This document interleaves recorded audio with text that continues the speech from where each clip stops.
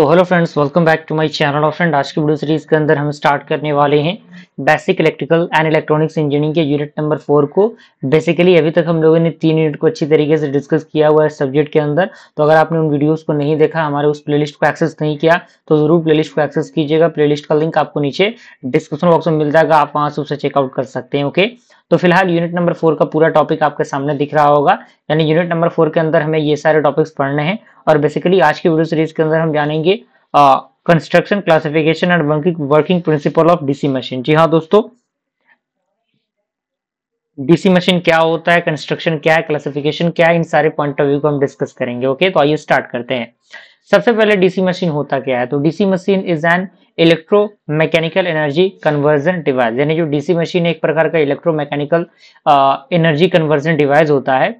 और ये क्या कर सकता है? It can convert DC electrical power, that means EI, into mechanical power.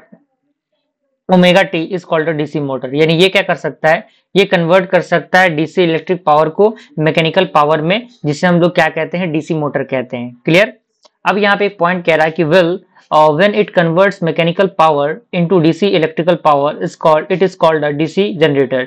यानी जब हम कन्वर्ट करेंगे मैकेनिकल पावर को डीसी इलेक्ट्रिकल पावर में, तो उस कंडीशन में हम इसे क्या कहेंगे? डीसी जनरेटर कहेंगे। क्लियर? अब यहाँ पे डीसी मोटर और डीसी जनरेटर का क्लियर एंड कट डेफिनेशन आपको मिल गया होगा, जो कि बहुत इंपॉर्टेंट है।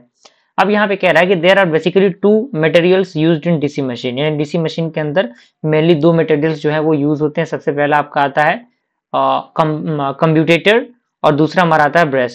ओके, तो कम्यूटेटर क्या होते हैं? तो पॉइंट कह रहा है commutator it is of cylindrical structure. यानी ये बेसिकली एक सिलेंड्रिकल स्ट्रक्चर होता है, and it is built of wedge shaped segment of high conductivity and hard drawn copper to reduce its wear and tear segment are insulated from each other by 0.8 mm thick mica।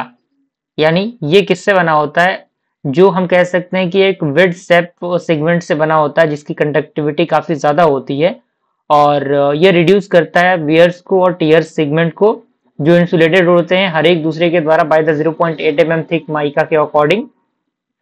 Bruce क्या होते हैं? तो यहाँ पे जो Bruce कह रहा है, brush are housed in box type brush holder attach to the stator end cover और the stator yoke. Brushes are made up of carbon for small DC machine and electro graphite for all DC.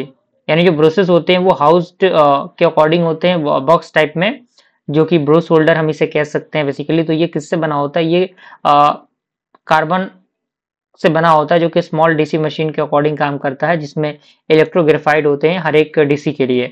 अब यहाँ पे कुछ चीजें दी गई हैं, जैसे construction की हम बात करें डीसी मशीन की, तो कंस्ट्रक्शन बेसिकली बनावट।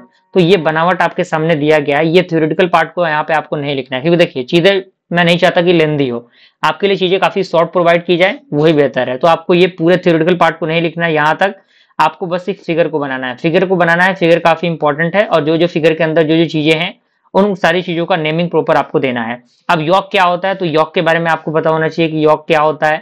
फील्ड पोल्स क्या होते हैं वो पता होने चाहिए। उसके साथ साथ फील्ड वाइंडिंग क्या होते हैं वो पता होना चाहिए। इंटरपोल्स और कम्यूटेटिंग पोल्स क्या होते हैं, और उसके बाद आपका कंपेंसेटिंग वाइंडिंग्स क्या होते हैं, ब्रशेस क्या होते हैं, जो कि हमने डिस्कस कर ही लिया। उसके बाद आर्मेचर कोर क्या होता है, आर्मेचर वाइंडिंग क्या होता है, कम्यूटेटर क्या होते हैं, और उसके बाद शाफ्ट क्या होता है। ये सारी चीजें हैं। तो ये पूरा कंस्ट्रक्शन है, कंस्ट्रक्शन का पार्ट है। ये सारे पार्ट आपके क्लियर होने चाहिए। उसके बाद क्लासिफिकेशन की हम बात करें, तो पॉइंट कह रहा है कि similar to DC generator according to their field excitations DC motors can be classified as first of all is separated excited DC motor. यानी जो सेपरेट एक्साइटेड डीसी मोटर्स होते हैं, यानी जो कन्वेंशनल डायग्राम होता है जो सेपरेट करता होता है डीसी मोटर के अकॉर्डिंग, जो कि फिगर 4.2a के अंदर आपको दिखने को मिल रहा होगा, जो कि ये फिगर हमारा है 4.2 अभी आपके सामने आएगा। फिलहाल हम जो टाइप्स है उसको डिस्कस कर लेते हैं। दूसरा हमारा सेल्फ एक्साइटेड डीसी मोटर, जिसके अंदर आपका शंट मोटर आता है, सीरीज मोटर आता है, और शंट और सीरीज के अकॉर्डिंग जो फॉर्मूला ड्राइव होकर मिल रहा है वो सारे फॉर्मूलाज आपको पता होनी चाहिए।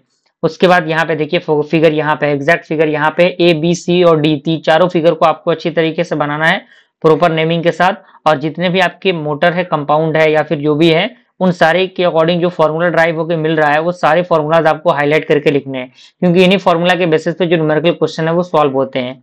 क्लियर? अब यहाँ पे जो कंपाउंड मोटर है उनको हम फर्दर सब डिवाइड कर सकते हैं कम्युलेटिव कंपाउंड मोटर के अकॉर्डिंग और डिफरेंशियल कंपाउंड मोटर के अकॉर्डिंग, और इसके अकॉर्डिंग जो फॉर्मूला है आपके सामने दिया हुआ है। तो ये सारे आपके सामने फॉर्मेशन है। अब यहाँ पे वर्किंग प्रिंसिपल है डीसी मोटर का कि डीसी मोटर किस तरीके से काम करता है। एग्जैक्ट चीजें वही है कि मोटर किस तरीके से काम करता है, रोटेट करता है चीजें, वहां पे इलेक्ट्रिकल चार्ज जो है वो जनरेट करता है और उसके अकॉर्डिंग जो चीजें होती हैं। तो ये पूरा पैराग्राफ आपके सामने दिया हुआ है। इस पैराग्राफ को आपको एक बार रीड कर लेना है। रीड करेंगे सारी चीजें आपको समझ में आ जाएंगी, कोई परेशानी आपको नहीं होगी। और इस फिगर डायग्राम को जरूर बनाना है कि क्योंकि फिगर डायग्राम को बनना बेहद जरूरी है और वहां से सारी चीजें आपको पता चल जाएंगी। ओके, तो आई होप यहाँ तक पूरा प्रोसेस समझ में आ गया होगा। मिलते हैं अगले वीडियो में। Thank you.